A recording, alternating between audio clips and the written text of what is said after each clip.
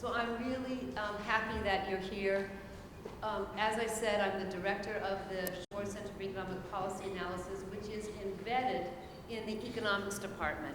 And what we do is lift up the research and the economists in our department and our university, because we have many economists that aren't in our department, and bring their important research to the community of policymakers, to advocates, to the press, to the media, those who have to understand it. We have a lecture every year called the Schwartz Center, the Schwartz Lecture, that honors our major donor, Bernard Schwartz, who brings forward economists, some of the most prominent economists in the world. We've had Thomas Piketty here, Paul Krugman, Nancy Fulbray, to interpret the cutting-edge research and how it might affect the biggest issues of the day. And that's why I am so happy today that Professor Suresh Naidu from Columbia University agreed to be this year's Schwartz Lecture. He is an associate professor of international public affairs and economics at Columbia University, and he's a founding member of a new organization called the Economists, I love this, Economists who are for inclusive prosperity. It's really difficult to summarize or list all the fascinating and creative work that Suresh has done. His work is in the areas of labor economics, of development economics, of political economy, of economic history, and as you'll hear, sometimes all at once. He has explored, and I think is what he's doing now, how institutions change the labor market, like trade unions, and how institutions like inheritance or dynasties affect inequality. With Darren Acemoglu and James Robinson, the author of a book you might know, How Nations Fail, Suresh has examined the impact of our political systems, democracy, on economic growth. His work on slavery, which may have first caught my attention, and sharecropping in the United States, has brought forth how modern-day capitalism and political economy is with us today and affects our economy. Suresh has been at the forefront also, not just with the questions he asks and the broad range of knowledge that he brings to the question that he wants to answer, but he's now at the forefront of a really exciting technological advance. And it's the use of computational linguistics in economics to analyze language.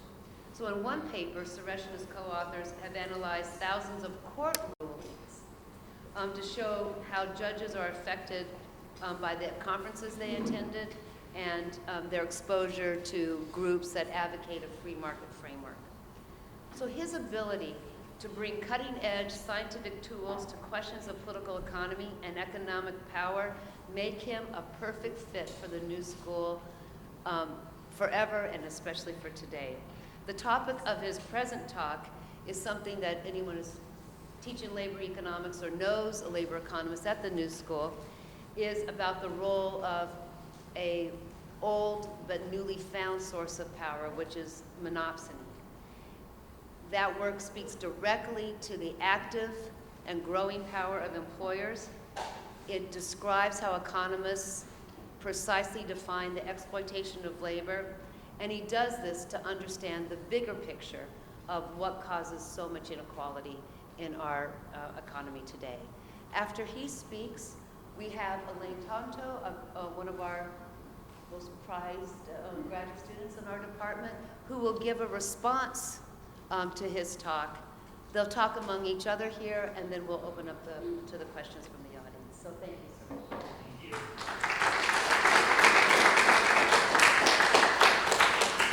Okay, thanks a lot. This is a great pleasure. This is an opportunity to summarize a lot of stuff I've been thinking about and put in one place, so I'm really grateful for the opportunity. Okay, so what I'm going to talk about is the first half, I'm just going to talk about everyday monopsony and kind of the modern day labor market and just kind of the evidence base for it. And then I'm going to go through like a monopsonistic march through American labor history. And basically go through like 2 examples of labor markets without monopsony, which is slavery on one hand, but also the unionized sector of the post-war period. And then and in the middle of that, I'm going to talk about Jim Crow and master and servant law, which was kind of a monopsony by legal artifice.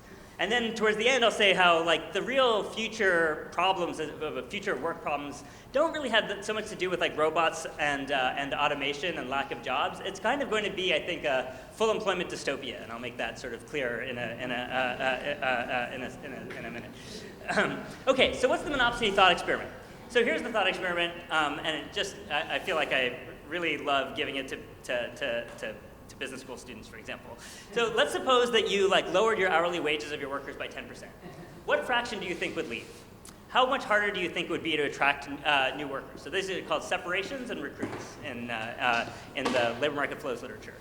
And so together, the answer to these two questions gives you what's called in economics the labor supply elasticity facing the firm. So I want you to hang on to that term because that's going to be the number that we're going to like think about and like organize this talk. And so the traditional sort of neoclassical economics view is that that number is basically infinity.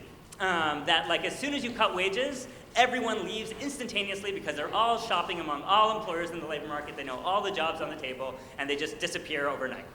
And so empirically, okay, we don't have to say it's literally infinity, but let's say it's something above 10. And so high competition would then imply that the only source of wage inequality would be your talents, your skills, maybe how much you like to give in place to work, but basically a combination of your human capital and your tastes. But what I'm going to show you is that current estimates that are very well done imply labor supply elasticity is roughly between 2 and 5 in the United States. And this implies that the answer to this question, to this thought experiment, is between 10 and 25% of workers leave in response to a 10% wage cut. And to give some context for that number, if you look at the UAE, where it's like guest workers are really tied to contracts, you get something like an elasticity of 1. But on the other side, when you look at Amazon Mechanical Turk, which I'm going to end the talk with, which is like an online labor market with lots of workers and lots of employers, which is as close to like a spot market that's as textbook as you could expect, you get an even tinier labor supply elasticity of like 0.14. And I'll talk about why we think that's the case. So what are the sources of monopsony? Importantly, it is not a single employer. It has almost never been used to mean a single employer, and it's generally been used to mean that a firm has some wage-setting power. And they have some wage-setting power together with the fact that they can't exactly figure out each worker's outside wage. So they kind of have to just pick one wage, guessing that some people are going to stick around and other people are going to leave. And so, because they're like, oh, well, some people are going to leave, but I'm going to make enough profit off the people that stay that it's worth it for me to like pay a wage a little bit lower than the productivity of my workers. And so why might there be these diverse and difficult to measure workers outside options? So one is that workers are searching for jobs. Some of them might have outside offers, some of them might not. Some of it might be that some of them are sitting in very concentrated labor markets where there's very few employers and so it's even harder to find a job. But I think most interesting is something like very deep and fundamental about work. It's that workers, you bring your whole self to a job, and so that means your tastes for a job are some idiosyncratic valuation that an employer can't see very well, and so they will not really know if you're like really love working here or not, and so they're just going to pick a wage, and for some people it might be that job works because they really like their coworkers, because it's a really close commute, because it works with their childcare, and so they stick around, while other workers just kind of leave. And so, you don't know exactly which ones are going to do that, and so you're willing to risk the additional turnover in exchange for keeping the ones that really want to stay. And partly this is also because like a job you should think is like a big social, complicated thing. It's like your relationships with all of your coworkers, it's you get along with your boss, and so we don't have a lot of practice in job shopping. But employers get lots of practice in worker shopping. And so because of this like lack of practice and that we have these like noisy mental representations in our head of exactly what a job is worth to us, and so we're not like super responsive to changes in wages. And so I think employers know that, and so they're able to use that to basically pay workers below their contributions to output. And so I want to suggest that monopsony is everywhere, but it's also not the only thing. I'm not pitching a theory of everything, and it's not necessarily always even the most important thing. There's many other constraints that are facing an employer. They have to give incentives, they have to handle selection, they have to have just norms of gift exchange inside the workplace. Just plain old administrative constraints are just like, oh, logistically handling a wage, paying workers different wages is complicated. And so all of these things are also things that I think really matter for wage setting that are not sort of captured in Monopsony. But I think Monopsony gives a reason for these things to exist. Is that when you have all these frictions in the labor market and this gap between what a worker's getting in this job and what they could get in another job, lots of more diversity of like labor market arrangements can coexist in the market. And so so this is some of the kind of evidence that first, suggests that the Econ 101 version of the labor market just isn't the whole story. It's that when you look at the same worker transitioning across firms, their wages sort of move depending on which firm that they're at. And in particular, so this is transitions between quartiles of firms. And what you can see is that, okay, when workers go from a badly paying job to a good paying job, to a good paying firm, their wages go up. But it's about the same amount as when a worker goes from like a really great company to a low paid company, that goes down the same amount. So it suggests that like workers are just kind of moving around in the labor market, and some component of their wage isn't just who they are and what skills and tastes they have, but who their employer is.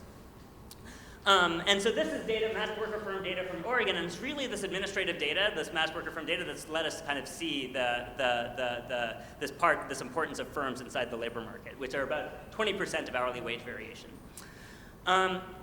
There's also some really great experimental evidence, and I'll talk about it throughout. So Caldwell and Olsen run this amazing experiment inside Uber where they randomize earnings of Uber drivers, and they trace out, they're looking at gender differences in responsiveness to these earnings. They don't find any gender differences, but they also look at people that are both have Lyft and Uber on their phones, and then look to see when you like wiggle the wage of the Uber drivers, how many people that are switch out of Lyft into Uber. It turns out not that many. And this is when you have both apps on your phone, and presumably it's very easy to switch out. And so this number, this labor supply elasticity in this context is about 2 to 4. And so it's only like a 10% wage increase is only about a 20 to 40% change in employment. So that's very clean. And it's a nice thing about gig economy jobs is that you can kind of go in as an employer and like randomize the wage for the identical job and then see how many workers take the different wages. And that's like a very clean experimental estimate of how much market power employers have. It's like how sensitive is take up of your job to the wage. Let's give another example from like low-wage labor markets. So this is Dube, Giuliano, and Leonard, and so this is a big U.S. retailer that changes its pay policy in 1997, and it creates all these discontinuities in the pay profile. So like you'll see here, depending on your initial wage, you got a different raise afterwards. So you can look just around these discontinuities and see whether or not people quit more on one side of the discontinuity or another based on whether or not where they sit on the step. You can kind of see, the paper does a lot more than this, but from this, it just looks like the quits just don't respond that much to the wage. And the paper's more complicated than that, but that's like what it comes down to is that they estimate a labor supply elasticity of around 4.6. So on the higher end, but still nothing close to 10. And note that if the labor market was perfectly competitive, it would be hard to have a pay practice with these notches in it, because you would just lose people instantaneously because you'd have to take the wages and the whole market is given. And so this idea of having this weird, kinky wage profile could just not exist if like the labor market looked like a neoclassical sort of labor market, because firms would just have to take the wages as given. So what this highlights is that when you have these kinds of monopsonistic labor markets, there's a really important dimension of like what employers' pay practices are. So if quits are not super sensitive to wages, that means the firms have scope to kind of set pay policies. And so you can have these high-road firms that are paying like high wages, have low turnover, and they coexist with low-road firms that have low wages and high turnover, but both of those can be equally profitable strategies in these kinds of labor markets.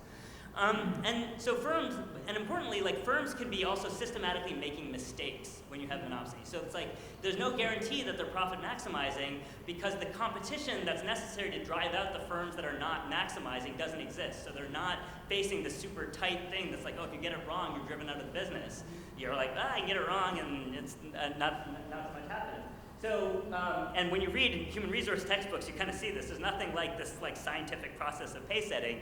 It's like, yeah, we looked at some surveys, and so what's interesting is that companies now sort of see this and are like prescribing these algorithmic pay setting things, and I think that's a very interesting thing that's coming along the pipeline that I'll talk about toward the end. Also, I love this. These are these leaked slides from Walmart from 2013 about like their Sam's Club pay setting practices. So you probably can't see this, but what this says is that a club manager that wants to actually like pay a worker more because they're facing a competitive labor market needs to actually apply for permission. And so it's like you have to go through all this administrative procedure if you want to just like adjust wages for the local labor market and deviate from like the national pay practice. So it's already suggesting that for companies that are operating in many labor markets, they don't necessarily have to take the tightness and the labor markets in the place that they're running. They can kind of just set national wages, and you know, it's not going to cost them too much that they're not super highly tailored to the local labor market. There's also some evidence, this is again from the Oregon data, is that we try to isolate the firm component of wages, the part that pays the 20%. And then you can kind of see how firms that pay sort of higher in that firm component, how much lower are their separations. And so what you get is like a curve that looks like this, so this is the firm component, and this is the probability of leaving to another job. And you can see it's like a firm increases the firm's component of the wage, the probability of workers leaving falls. But as you get up here, it starts flattening out. And that's because you're not competing with anybody at the high end of the labor market. So you don't have to worry about workers leaving because there's nobody higher than you. So you're at the top end of the labor market. Other evidence. So this is some very new stuff that we've been doing on online surveys where we're randomizing hypothetical job offers on Facebook. So on Facebook, you can actually like target a survey to a particular employer. So you can pick an employer, pick one employer, and then like ask them some characteristics about their job, and then give them like a bunch of hypothetical job offers and ask them. So we give them this is their characteristics of their current job. This is their hypothetical job, and then we ask them like, would you ask for a raise? Would you leave? Would you do nothing? And this is what you get. So like the separations elasticity here is like 1.2. So it's like a labor supply elasticity of 2.4. And this is like your probability of leaving as a function of your wage. Okay, it's a survey, not real decisions, et cetera, et cetera. But when you do the same thing in that Oregon data I showed you about looking just at large retail, that separations to wage response is also exactly 1.2. So spooky, but it's all preliminary. But it's like they suggest that there's actually like real numbers. That the numbers mean something. It's not just the sign. It's like it's a real number. And so this brings back to like, oh, when you have this scope for pay policies, you can also sort of see these strange anomalies in administrative payroll data. So when you actually see the paychecks that workers are paid from like UI systems or something like that, and you plot the data, you see that it looks, okay, there's the minimum wage, that's that first spike, but then the next spike is 10.00. So that's not that's not 10.07, that's like 10.00. So employer, literally like the modal worker in a lot of states is exactly making $10 an hour. And so it's really difficult to believe that the marginal product of labor has this giant spike at $10. And so it's like employers are, again, they're not getting it right. So they're just like saying, I don't know what your marginal product is, here's $10. And it's not because workers are fooled. So you can look to see if workers like discontinuously leave at round numbers, and they don't. And similarly, you can do it even at 10 cents on an online labor market, and you see that like workers aren't changing their decisions in response to round numbers. It's managers that don't know what marginal product is, and so they're just picking $10. Okay, there's a pile of other evidence. I won't get into all of it, but some of it is like this effects on concentration on wages, which is a huge literature. It's like there's 10 papers. Effects of mergers on wages. It's great. I don't need to talk about it. And I'll talk about the minimum wage later. The other thing is what's called rent tiering. So the other sort of key piece of evidence is when you see some sort of like firms getting a particular shock because of patents or something like that. They get a patent or they got a stimulus sales contract or something like that. How much of that do they pass along to their workers? And how much does their employment go up? And that also implies like a labor supply elasticity of around 4.6 is what you see. So if monopsony was the only constraint facing firms, it would imply that wages are between 50 to 20% below marginal product. And so that would mean there's like lots of room to raise wages, that you would not have to worry about cutting into employment for like really big wage changes. Even at the lower end of that, if you only believe that it's only 20%, that's still a giant, most minimum wage increases are not even close to 20%, and so it's just lots of room to raise wages. Okay, so quickly some history of thought. I'm not going to talk about all of this, but an important thing is that all of this was known to like mid-century labor economists, and they had evidence. They were looking at plant differences within firms. I'm just going to talk about this one Clark thing, which I kind of love, which is that he's like, yeah, monopsony is a thing, but it's like going away because the future is unions and administered wages and all of this stuff, and so monopsony is not really relevant. So he got the causality right, but he got the time trend kind of wrong. It's and that's because like one of the things that I think makes it easier to see monopsony in the labor market is that a lot of the countervailing institutions have kind of declined. So like unions, minimum wages, broad, even internal labor markets and like norms of pay setting inside firms have just kind of waned.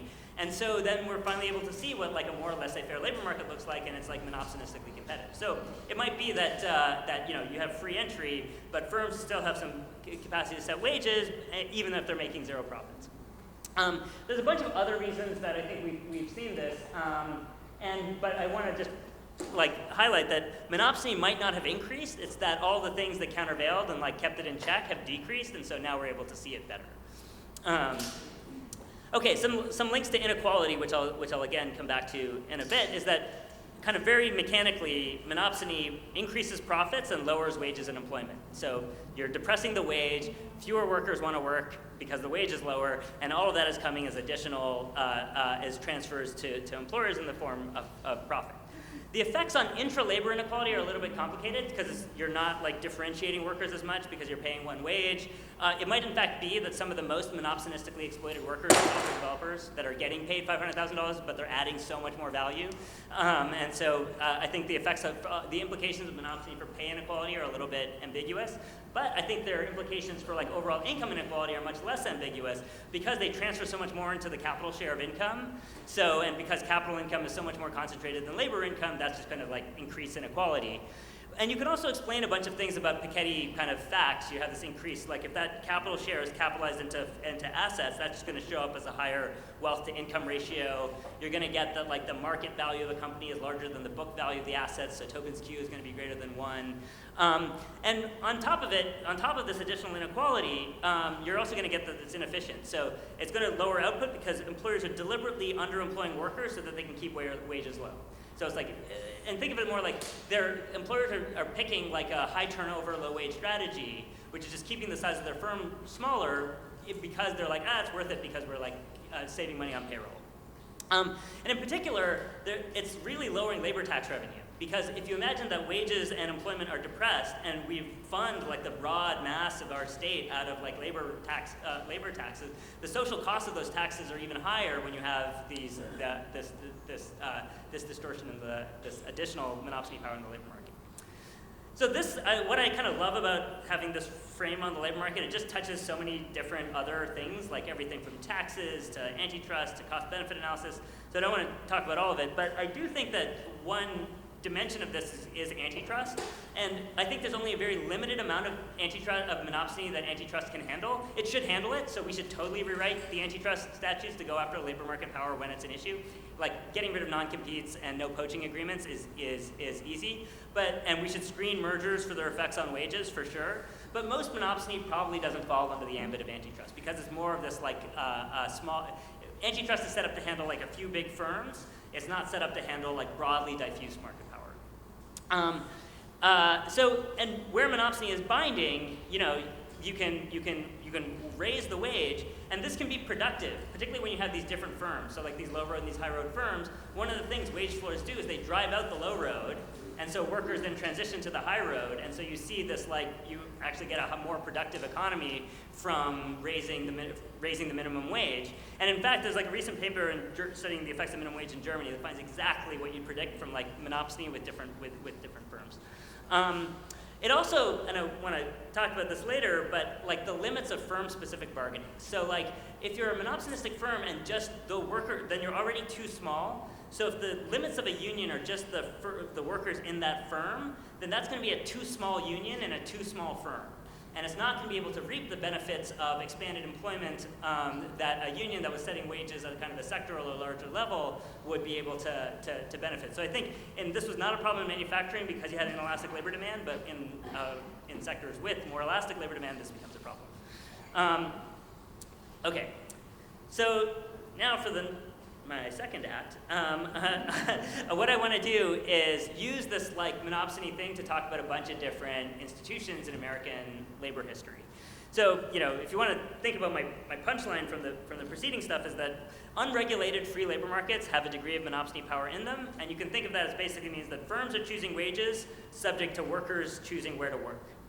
And so you can break that in a couple of ways. So one is antebellum American slavery, where workers' decisions about where to work are not under their control, but also there's no control over the price. The price is, as I'll show you, is like under slavery, you don't distort the wage to solve these problems. You use violence, and we'll show you that in a second.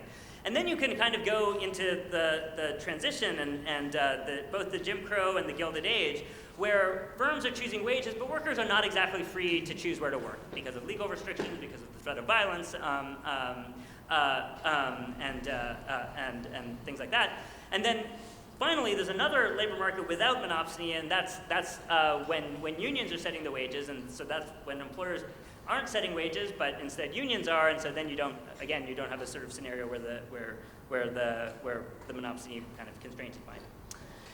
Okay, so what's my point about slavery? And I love entertaining questions about this because it ties one arm of my research to another arm of the research. So to another arm of my research.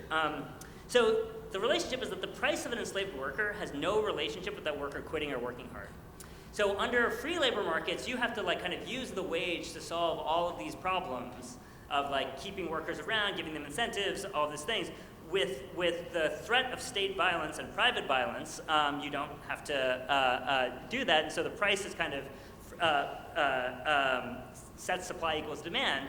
And you can think of the analog of a separations elasticity of fugitives, which is something I've worked on a bunch. And so there's relatively few fugitives, and one of the things we have is all of this data set, all of this data on the runaway slave ads. And you can kind of see, because you can pull all the ads, you can see the duration of a fugitive's spell, and it's about 6 weeks. Similarly, in the cotton picking books, they write in when someone's run away, and so you can look at the fraction of, in a picking book on the Eustacia plantation, share of worker days lost to runaways. It hits this is right around the harvest, and it's a peak of about 15%, but you see it comes right back down. So the way you should think about runaways in the antebellum South is people are running away all the time, but they're always getting caught and coming back. And when you read the sort of qualitative accounts, you again sort of see this. So it's and in people's diaries, in planters' diaries and stuff, you see them talking about this kind of recurrent problem, but it's clearly not that big of a problem. So I think with this lens of monopsony being a property of the free labor market, not the slave labor market, you kind of get an economic theory of slavery that I think helps us explain a bunch of facts. And I didn't come up with all of this. So Flazig, 1976, is kind of the original statement of this idea. So if you use violence to solve all this recruitment and retention problems, and you can just ignore workers' tastes completely about what kind of employer they have and where they want to work, then the price can equate supply and demand. So it looks much closer to a commodity market than a labor market. And so this theory can then explain a bunch of structural differences between slave and free agriculture. So when you're not constrained by this labor supply curve of free labor, the most productive entrepreneurs would want to run the biggest plantations. They would select into the slave sector so they could be unconstrained by the need to recruit and retain workers, and they would just go off into the most productive lands, instantaneously pick up lands in auction, and they'd have their own workforce with them. While a free farm would have to set up in the frontier, you'd only have your family and whatever free labor you could pay to come with you. And so you'll wind up with these giant slave plantations, but really small free farms, which is totally true. You also see less mechanization and lower capital ratios because you just kind of are unconstrained by labor in slave relative to free agriculture. You can also keep the crops in the field longer.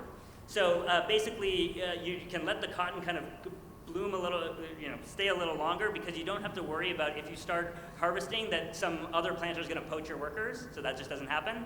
And so people leave their crops in the fields longer.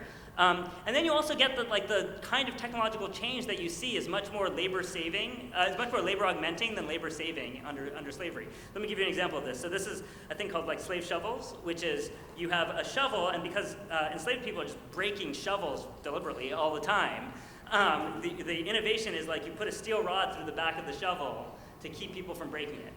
And so that's like a labor augmenting, if you will, form of technical change. And contrast that to the North, which is inventing things like the McCormick Reaper, which is clearly like a labor saving form of technological change, which like eliminates the need for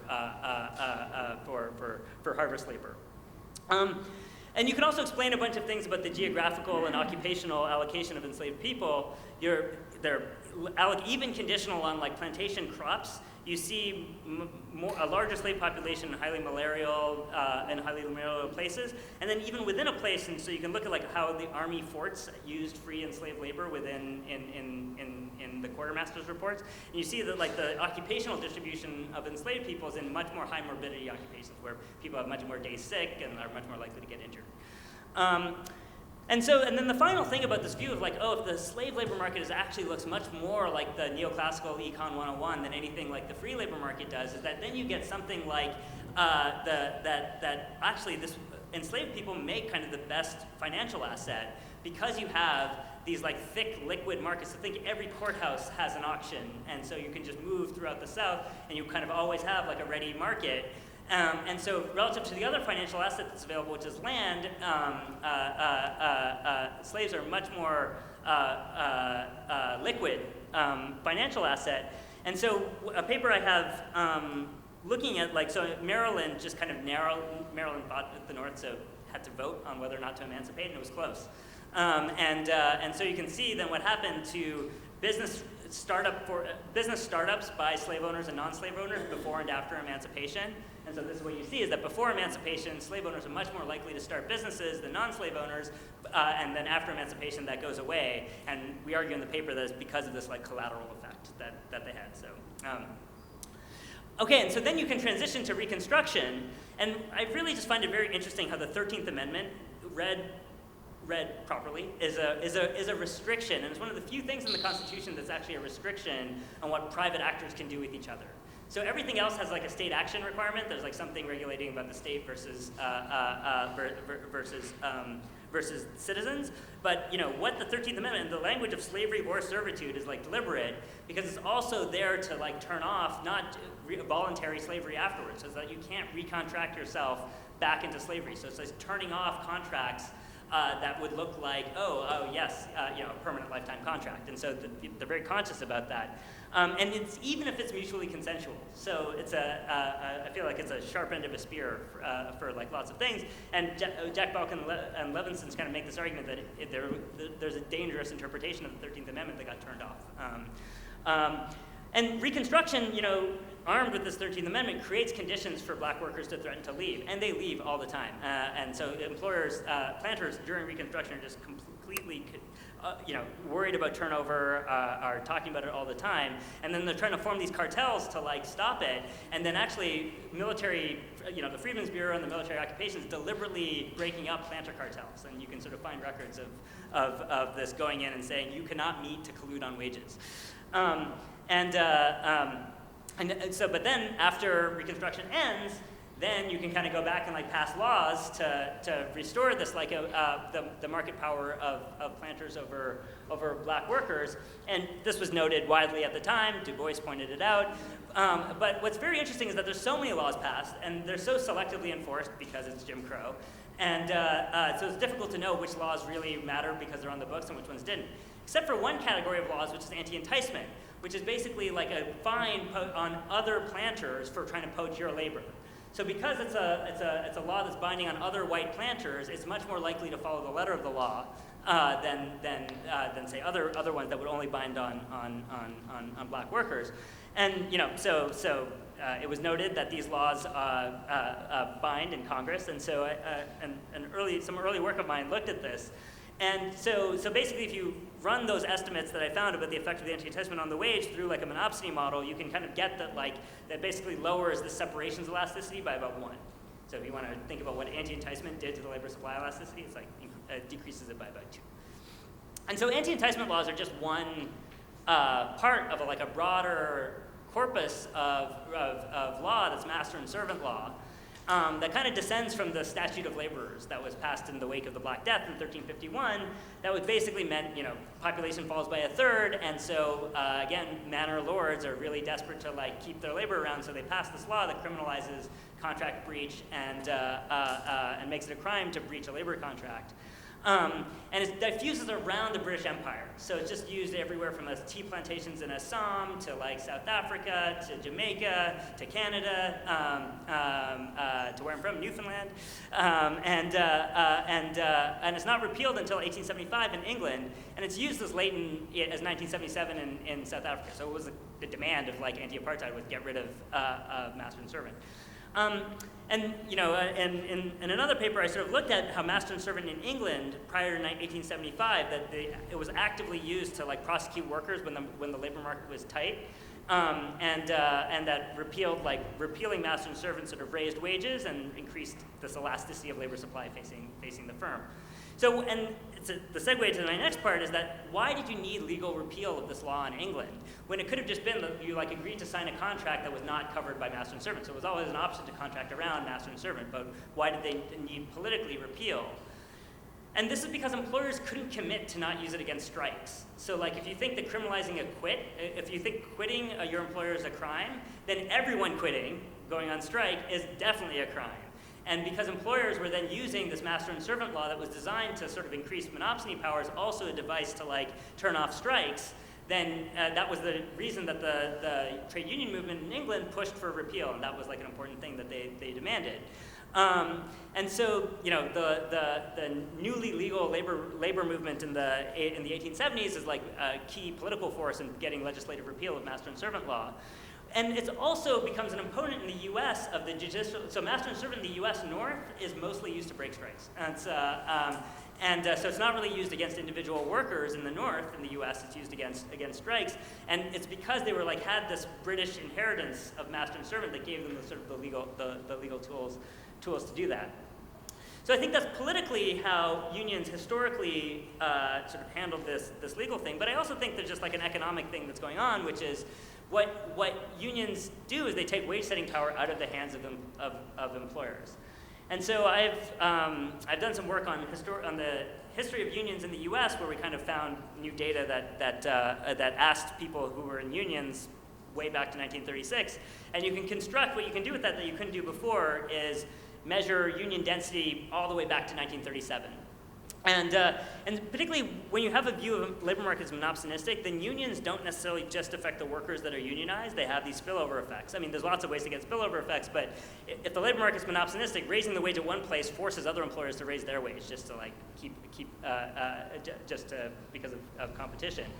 But then also remember that because monopsony increases profits and capital share, it suggests that there's another role for unions by depressing the use of monopsony power cut into top income and capital shares without necessarily costing employment.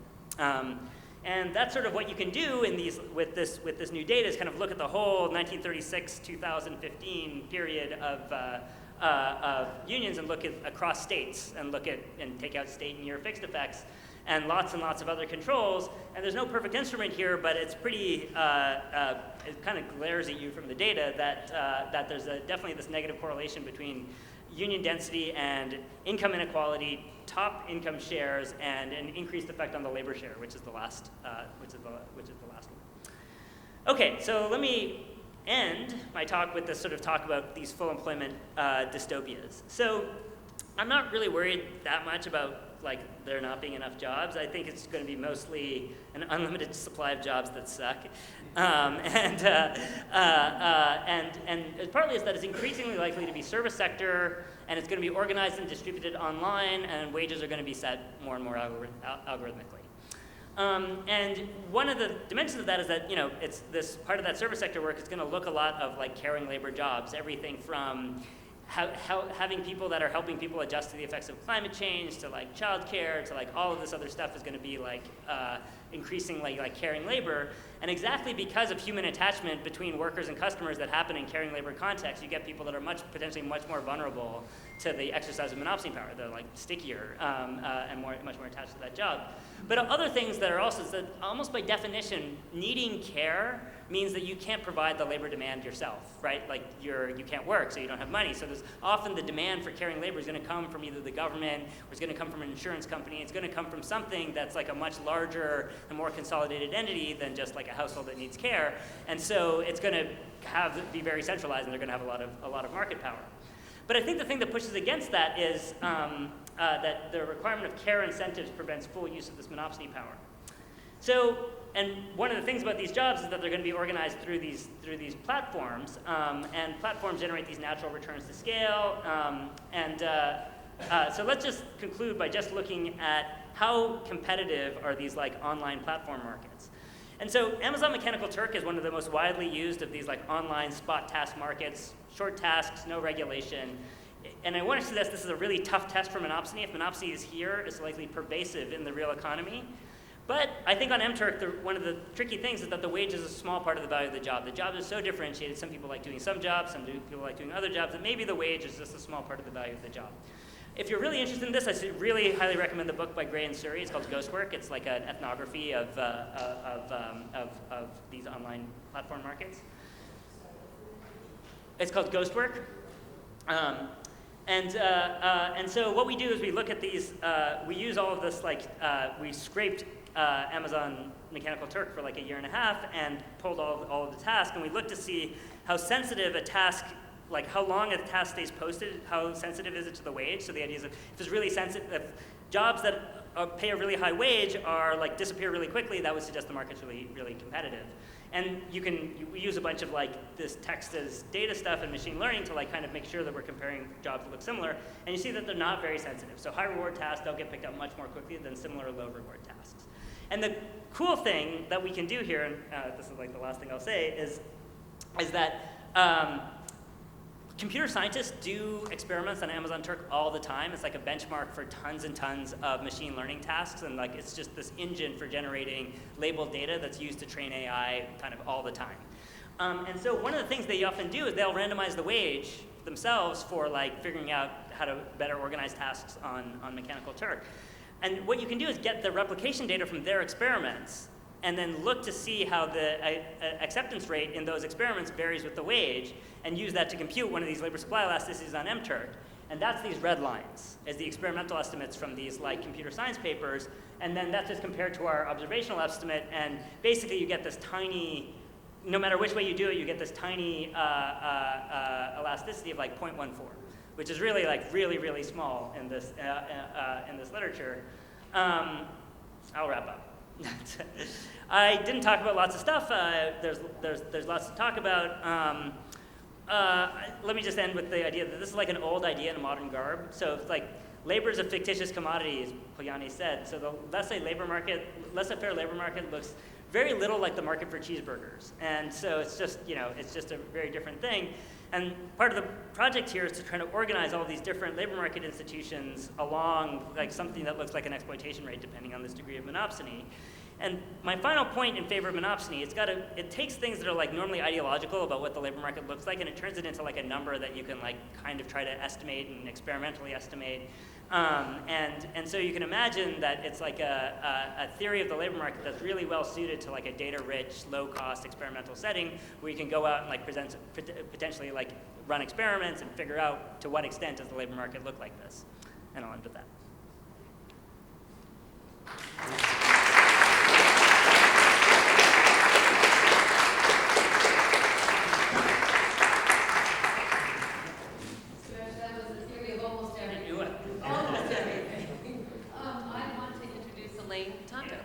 Have a seat. You can sit in a bigger little chair. Yeah. The cars should be coming around.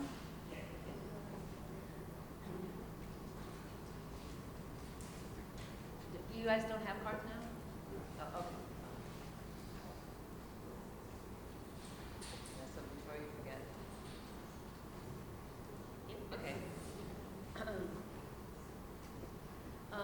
Tonto is a doctoral economics student in our department, and she has a specialization in labor, but also in development.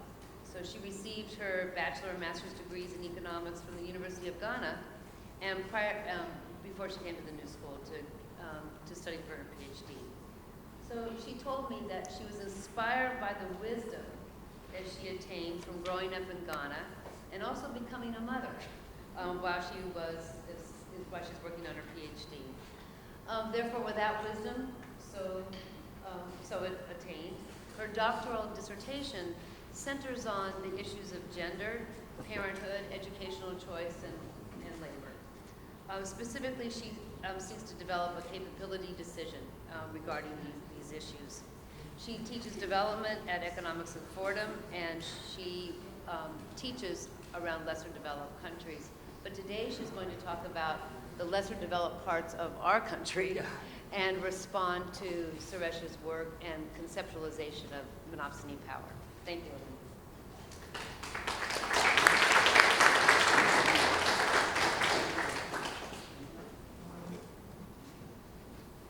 She can talk as fast as Suresh, but she promised not to. Yeah. Right. So thank you, Professor Suresh Naidu, for coming to the New School to speak on a very important aspect of capitalism, which is often taken for granted, but it's central to the discourse on income inequality. We at the New School pride ourselves with being very critical and pluralistic in our approach to solving economic problems, and therefore we welcome your contributions. Like monopoly capitalism in the product market, which was at its height during the era of slavery and imperialism in the 19th century, the term monopsony capitalism is real and could be more entrenched in our labor market than previously thought. Dominant firms in traditional labor markets use their economic power to control the way they set wages. These firms capitalize on market frictions to lower the wages of workers whose willingness to work indicates a lower sensitivity to changes in firm wage policies. From a Marxian perspective, therefore, the practice of monopsony is just one of those mechanisms which capitalists have employed to raise the rate of exploitation of workers. The ultimate aim is to counteract any tendency for the rate of profit to fall. Monopsony capitalism is to be accelerated, if not already, both locally and internationally within the online labor market. This is because as we continue to make significant progress in artificial intelligence, dominant firms such as Amazon will not only have price-setting power, but will simultaneously have wage-setting power.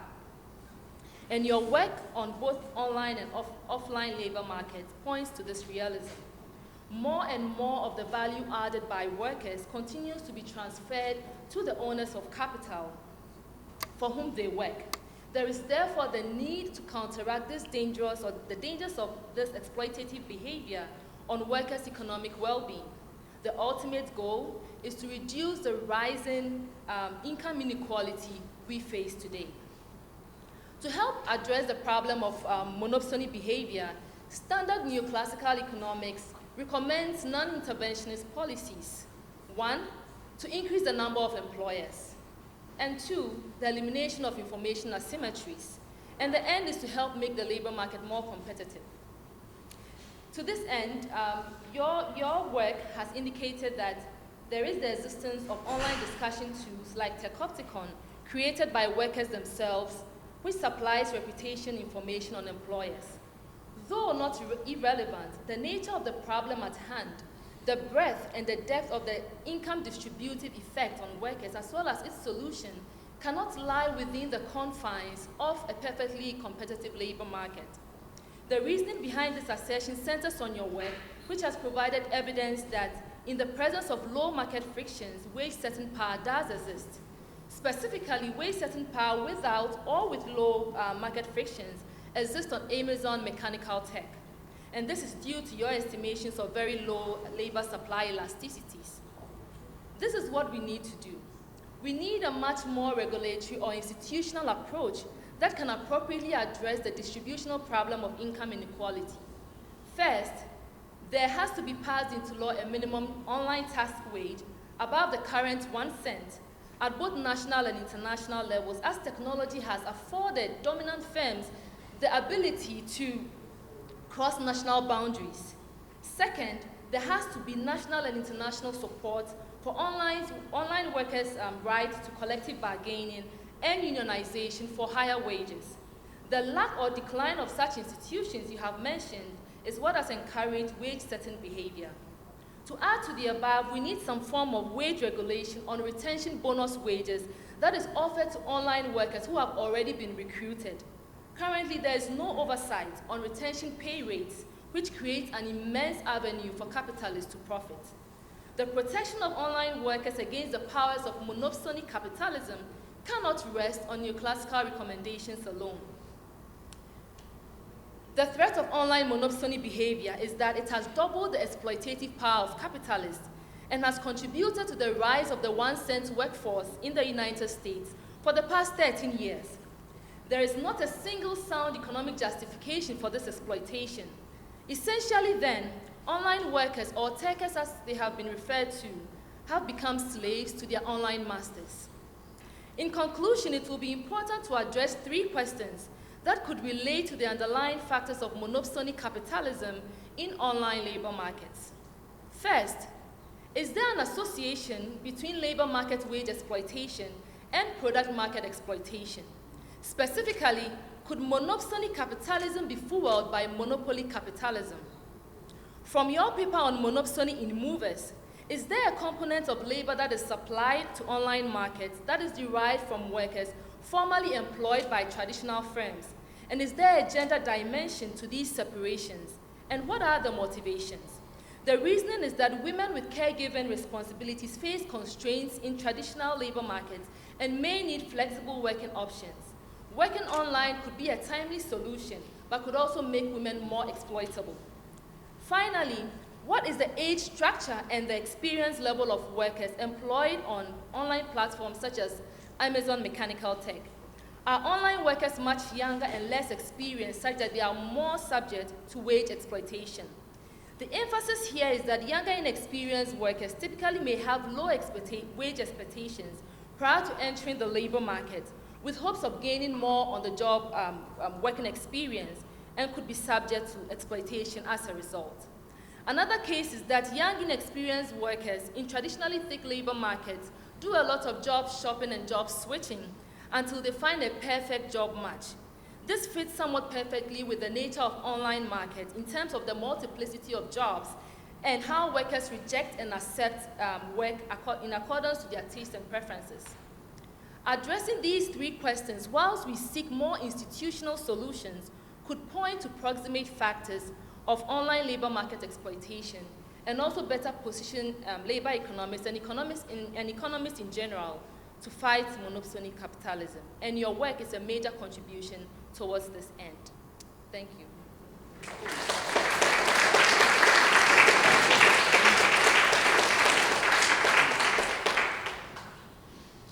Suresh, would you like to respond? Yeah, so thanks a lot for that. I think okay, so two things I'll respond to there. One is that as bad as monopoly has gotten, I actually think monopsony is a bit worse, just because when you think of the share of the economy, of like most people's well-being that comes from their wage versus any of the particular sectors in which monopoly has really increased a lot, like tech or whatever, it's smaller, right? So if, like, think of the fraction of your expenditures on technology, think how much of that is like marked up. Now think about the fraction of your incomes that are labor incomes. Now think about how much that's marked down, and so I think you get like that the net incidence of the labor market stuff is like at least comparable to the net incidence on the product market on the product market stuff. So the other thing is about regulating Amazon Turk, and I want to actually suggest Amazon Turk's kind of really wonderful in the sense that it generates, like, it has been, when you look at, again, the kind of people that do it in the US, they're like often taking care of a sick family member and using this to like generate some extra income on the side, or they're or they're like out of the workforce and they're disabled themselves, and this is something that they can do. And so it's, and in some ways I actually think that, my friends of mine laugh at me when I say this, but I actually think like something like Amazon Turk, or like at least online platform work at least, is actually a really great component of thinking about what like a jobs guarantee program could look like.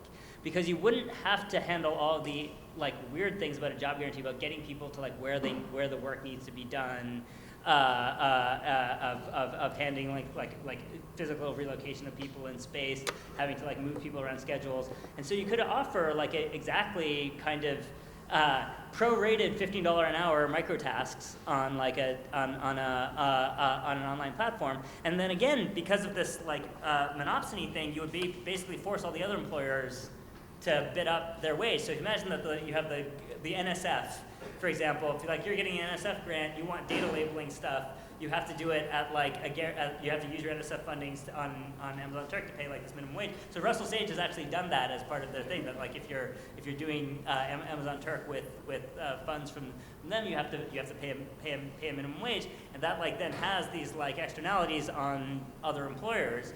And so I think like an interesting way to think about fixing like the monopsony power is actually to have like public options as like kind of guaranteed competitors, and that forcing kind of like all the other driving up standards via like competition rather than necessarily by mandates. Do you want to respond to the component of the labor force, the gender? Oh yes. So I mean, it was the classic thing that Joan Robinson, when in the original work, that it was kind of a theory of monopsony was going to be a theory of was partly a theory of wage differences, and it was exactly because like particularly in the time that women couldn't move,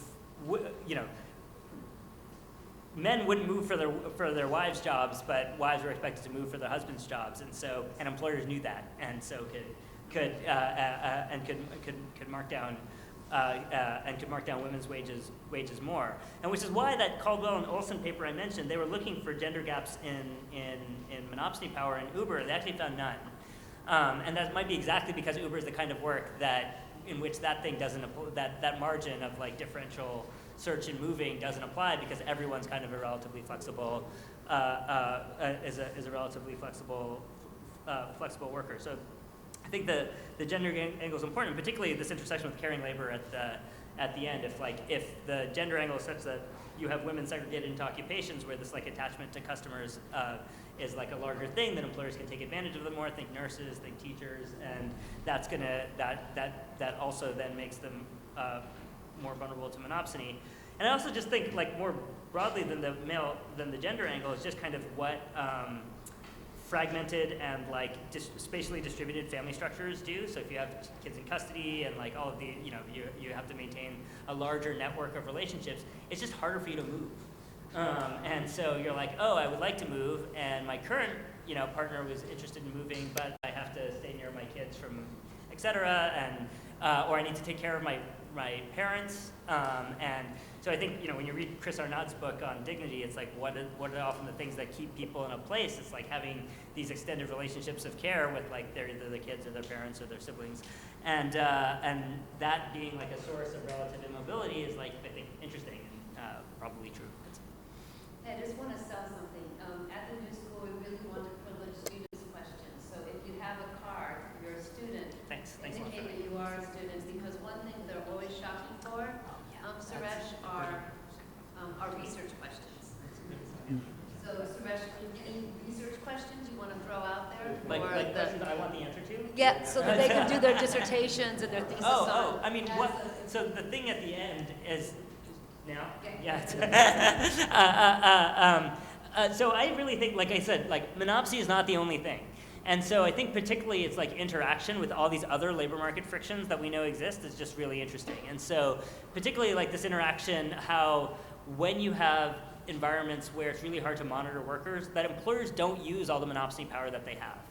And so the quit elasticities that we're measuring are like, oh, employers have a lot of monopsony power. But it might in fact be that they're not using all of it because of all this other stuff. And sort of seeing this sort of wedge between when employers are willing, know the monopsony power they have but don't use it, or don't know that they have it, I think that's sort of really interesting. And so in particular, this relationship between labor discipline and monopsony. So like in the labor discipline model, right, like workers are afraid of losing their job because employers can fire them at will. Under monopsony, pure monopsony, no employer is willing to fire a worker because like you're making profits off every additional worker, so this threat of firing a worker just doesn't happen. So there's something clearly wrong with that because most workers are afraid of getting fired.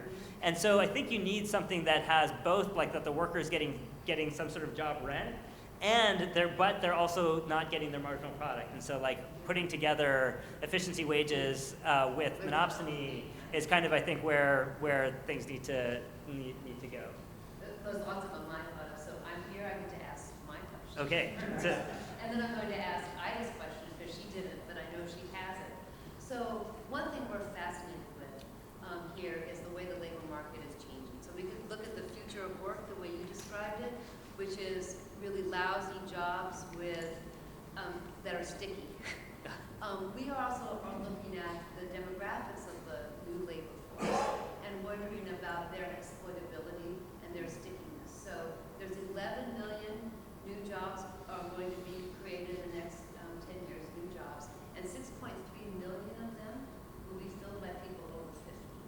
So the bargaining power and conditions of older workers we proffer will be the conditions of much of the labor market. So we are concerned that older workers have those sticky connections to their communities, to their families, and are less likely to move. Okay, that's a general observation.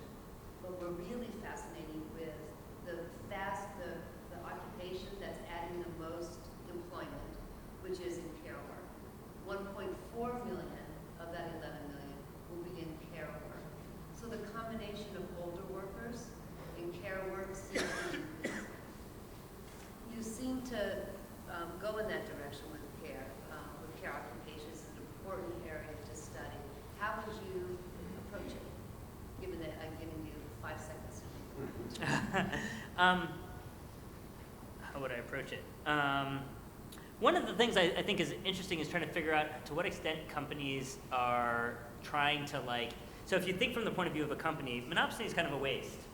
And they're like, oh, I wish but what would they want to do from it? They would try to figure out how to pay each person their outside option. Yeah. And so I think that sort of thing about trying to see how companies are using wage discrimination in new ways, and to find even on the care labor stuff, it's like which people really want this, are attached to this work, attached to this customer, and so that you reorganize the structure of work and the work process in a way that you kind of are trying to do this additional wage discrimination. And actually, as another one of these research topics I want to see more stuff happen on is on the rise of the sort of HR AI stuff, which is basically a whole industry of these payroll companies that are using big data sets of the payroll that they administer for companies to form prediction models of what generates turnover.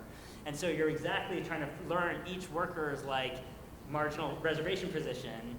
So you're this is what I mean by full employment. It's everybody's going to be employed, but everyone's going to be on the verge of quitting. And so I think figuring out how companies, the fact that I can see this in the data also means that companies can see this in the data, and they're going to try to get rid of it in their way. And And one real quick question. The earning capacity is the biggest thing ever, and people love it, but it has its unintended consequence. We feel when everybody, so 20% of workers are Yep. at some point. How does monopsony figure in on the unintended consequence of moving the tax credit to lower the Yeah, it's just the flip side of this when I said that the labor income taxes are costlier. It means that the EITC is more captured by employers. But I want to flag, so that's a classic result. So under monopsony, more of the EITC is captured by employers. But I want to flag this really interesting new research that's coming out that suggests that all the that there's not actually an effect of the EITC on employment. Unemployment. Yeah, it didn't even, so you can't have the incidence if it didn't actually increase the employment. Yeah, and then there's some other stuff, and so it's just like all this stuff, and you know, I've run surveys asking, like, when you ask people in a survey, like, do you know about the EITC? A lot of people are like, no. And so, so it's like, it might be that all of our obsession about the EITC was just like, and it was like, it was like, like that in fact, the big thing was like kicking people off food stamps in welfare reform and nothing to do with the EITC expansion. It's, But our mind just matter in local markets, but with some sectors. yeah. So I have some questions. Sure. I have some questions, and this is regarding the other big issue, which is reduced productivity. You know, we all know that productivity has stagnated a bit, at least the way we measure it. How has monopsony helped explain that, or monopsony trends? Yeah, so I think that's actually one of the more things where it's like probably product market power more than labor market power, where it's just like and secular stagnation are much more like macroeconomic things than something about the labor market in particular that's going on. I think it's not helping. Monopsony isn't helping, but it's probably not the first order thing explaining productivity growth. I think we probably had lots of monopsony in periods of relatively high productivity growth too. So it's Any questions for students? All right, here's another one. So people are intrigued by you saying that technology hasn't played a really big role, but technology, maybe it's not what you said, maybe you want to clarify. This questioner recognizes that firms may be able to do better, what you said, with more information and more technology. They may be able to threaten to move the tax elsewhere. So shouldn't the policy response to this dystopian future include antitrust and some form of higher tax on capital wealth? I guess that's the real question. How would a wealth tax affect? I think it just like so it's a wealth tax is a great idea. But I think largely it's a little bit orthogonal from the, I mean, I think one of the reasons it bites is because once you get the view that some of what wealth is also capitalizing these profits from the labor market, these monopsony profits, I think like not from an efficiency view, but from a normative view, you're like, okay, then it's like okay to take it. And so I think that's probably where it bites. It's just more on the like ethical sense of why do you think it's okay to like tax wealth? It's because it's also capitalizing these like inefficient these things. We have some time. Does anybody have some thoughts they want to express? Yes. I pose that question so Okay, yeah, sure.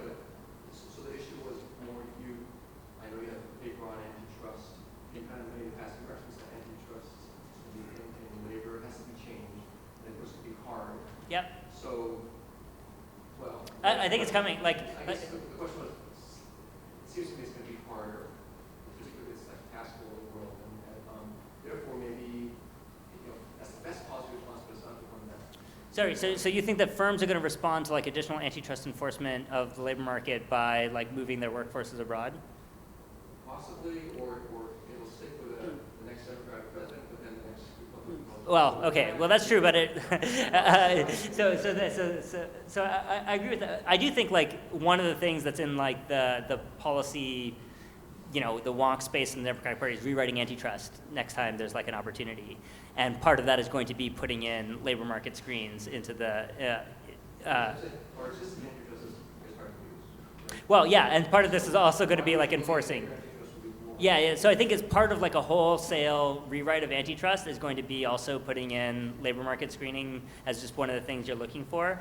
And I think that's really interesting. So let me also point out why I think that's like a little bit, if done right, that could be really actually like devastating to the antitrust like establishment, which is captured by like lawyers and economists. But the idea is that like once you start accounting for like how a merger changes labor relations, then you need much more of the stuff about what like sociologists and folks do about how workplace cultures and things change with a merger. And so you need to be assessing like HR practices and all of this stuff. And it's much like less the tools of economists, like where you're just seeing like the inflows and outflows of funds are like less useful for that.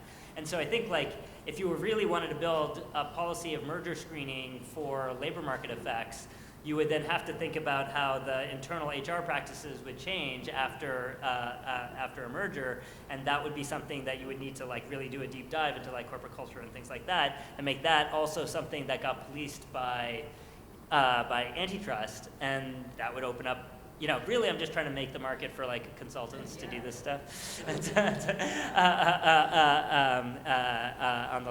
the labor market side. But I think like actually doing it where you were going after like, oh, what's the likely effects of this merger on workers or potential workers? Then you have to just bring a whole different set of tools to like understanding it than the kind of usual IO toolkit. What I really see you doing intellectually, Suresh, is bringing forward sort of mid-century labor economists. When there was a lot of hope that there would be these regulated markets. I mean, Clark coined the term wage contours and set wages and policies for the wage labor board when we were going to have sort of regulated oligopolies. And what other kinds of patterns of knowledge or seeking knowledge, theories of knowledge, did these mid-century institutionalists bring, and how can we sort of worry about and operationalize strategic human resources?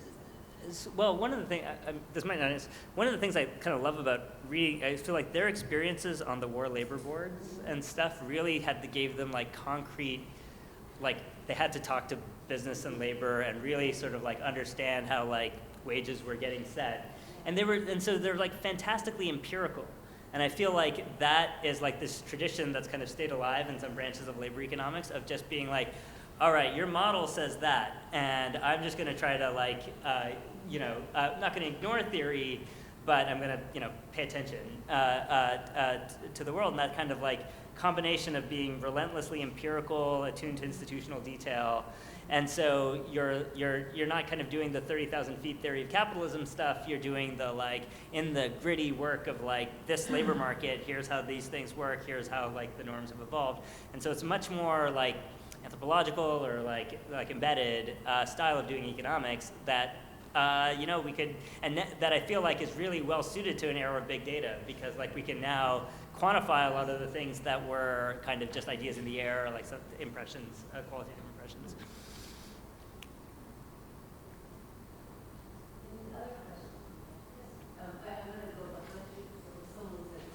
Yeah, thank you. So, in terms of when companies look at how much can we lower wages without, too many people quitting, so it affects our, profit margin. Is there a way to look at things like culture or soft benefits, like video games break or what have you? Is Yep. there a way to Oh, factor right. that in now? I should have mentioned this. Directions for future research. So this is actually the Spence model of like how optimum product quality flipped around to the labor market side.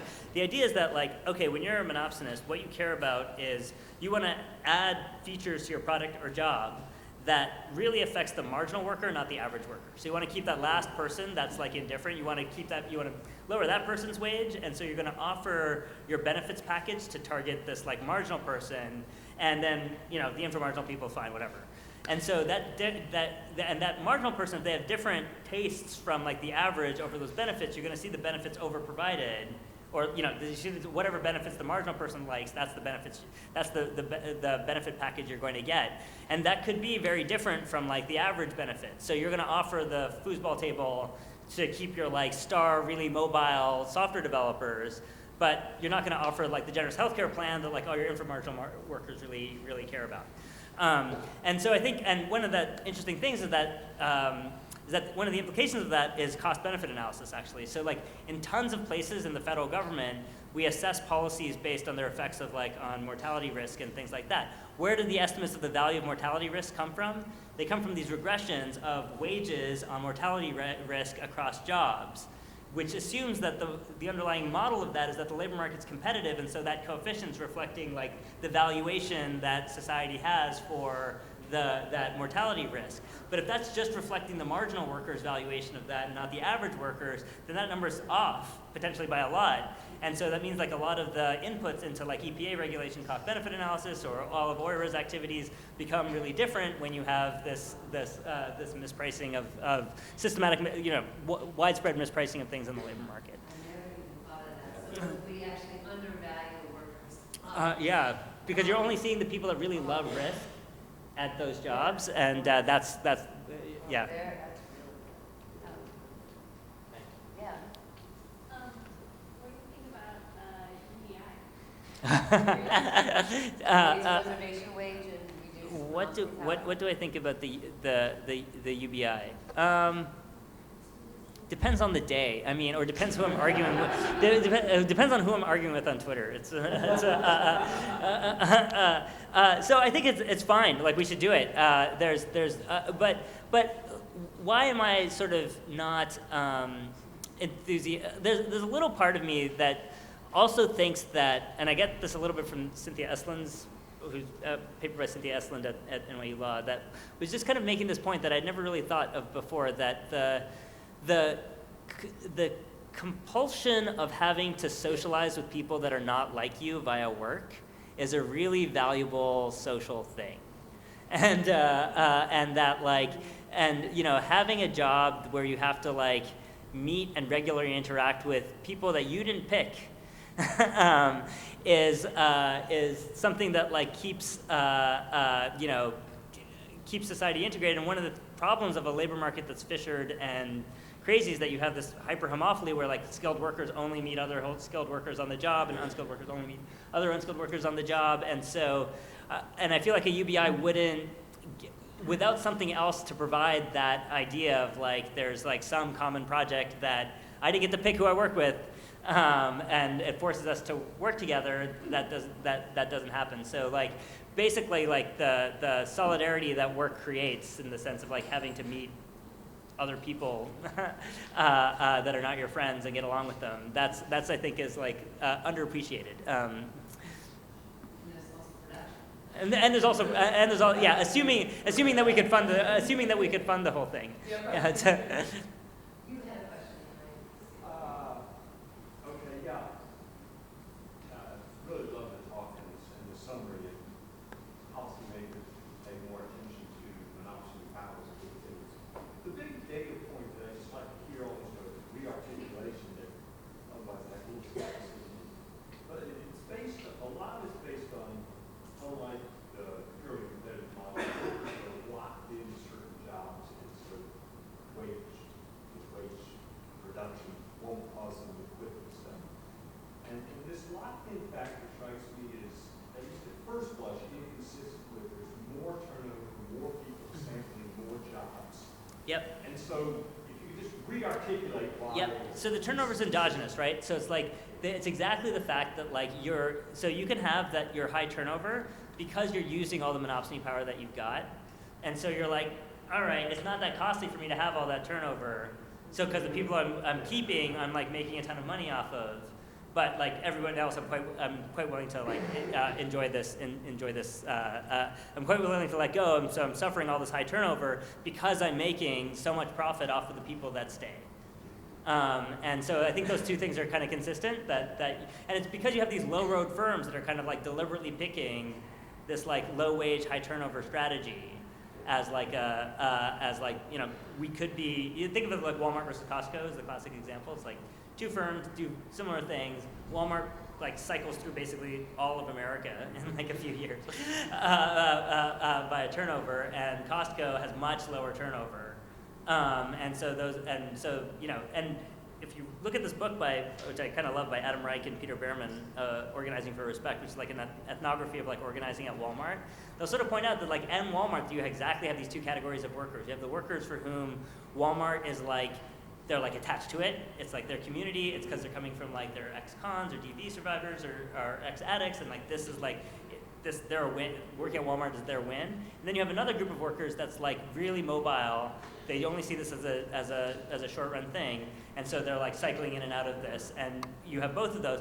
And the tragic thing that this book points out is that neither of these are union constituencies. Like neither of these groups of workers like are really interested in like unionizing in any way. Sorry, yeah. I wanted to ask a question. Yeah. Sorry. So, what do you think is the future of the U.S. labor market with the high incidence of fishing? Because all that we're talking about, whether it's monopoly or monopsony, is centering on income inequality. Do you think there would ever be hope for any income redistribution in the U.S. labor market with this high incidence of fishing that is going on? Like, do I think the labor market will sort of magically become more equalizing? Yes, because I mean the reason why we talk about imperfection in the labor market or monopsony or monopolies is as a result of the rising income inequality, and for me that is very central to this lecture. So, what do you think is the future of the U.S. labor market in this direction? So I don't see anything that's like necessarily going to turn off American income inequality growth. Like something big would have to happen, and yeah. So I don't know. I guess I don't see any countervailing force. It's like there's going to be just kind of more. But it's not necessarily going to be like an increased monopsony necessarily. It's just like there kind of just is monopsony, and then we're going to have increased differentiation of workers by contributions and things like that, and that's going to increase wage inequality, and then we're going to see an increased share of money going to capital, and that's going to create additional income inequality. So I think it's, what's a force on the horizon besides like imminent collapse or war that would like really reverse that. So I'm not optimistic, I guess. It's I mean I like to be like, oh, there's things that we could do, but at the end of the day, I do enough political economy to just be like, we're not going to do them. It's yeah. On that note, it's on that note. Yeah, it's, I want to follow up on this question, but maybe ask in a different way. What are the kind of institutions that we should put in place that are feasible so that we could achieve reduction in wage inequality? okay. Oh well. So the two things. One is we could just like set wages. So and so that's what wage boards do. So Aaron Dube did this like calibration of just if we basically move to something like the Australian system where we set like wages at like 35% of the median at the industry occupation level, you could like compress wage inequality a lot just by setting like labor market specific minimum wages. And because monopsony, and the assumption in that is that there's enough monopsony that you don't have to worry about disemployment effects from that. And so that you could just set wages set minimum wages like not just at the bottom, but like throughout at like industry occupation cells. And that was certainly lower wage inequality a bunch. And then you could like use antitrust and taxes to get at the rest. Taxes, yeah. It's hard to have good wage boards without unions. It's hard to have good. Well, it's an interesting question. So it's like, how do you get wage board? How do you even get wage boards, and how do you keep them effective without something that like is just kind of the broad, social power of unions? So I'll just give one point. This like in Quebec, for example, like union leaders are just like on TV about their opinions about things that have nothing to do with labor. They're just like it's just like a social force that is just like generally has a lot of prestige and charisma in society. And so without something like that, that's like, and I don't even know that's a policy measure or like it's just like, oh, you just need this broad source of like social power that gets you recognition in a whole bunch of environments. And that's, when you have that, you could then do wage boards and they would work. And It sounds like what you're talking about is the need for more collective bargaining, which could be through unions. but not at the firm level. Manifested through But not at the firm level. I think the firm level structure of the NLRA is done. Yeah. or done at the value, or like given the amount, like what you want is a tool to get private equity down to the bargaining table, and I don't think sectoral stuff does that, because like I think you need something that goes up the value chain and gets like where the profits eventually go, like down, and so you need some like value chain or something that like makes a legal tie of like the workers at the end of the value chain, that they have some claim on like the profits going all the way up. So think of the anti-sweatshop movement as a model for that. That was like, oh right, you're down here, but like you can still have some claim on the company really far away. Any last thoughts, especially for students? My students? Oh, yeah, our students. Okay, good. What do you plan to do with the research? Let me tell you about my startup. No.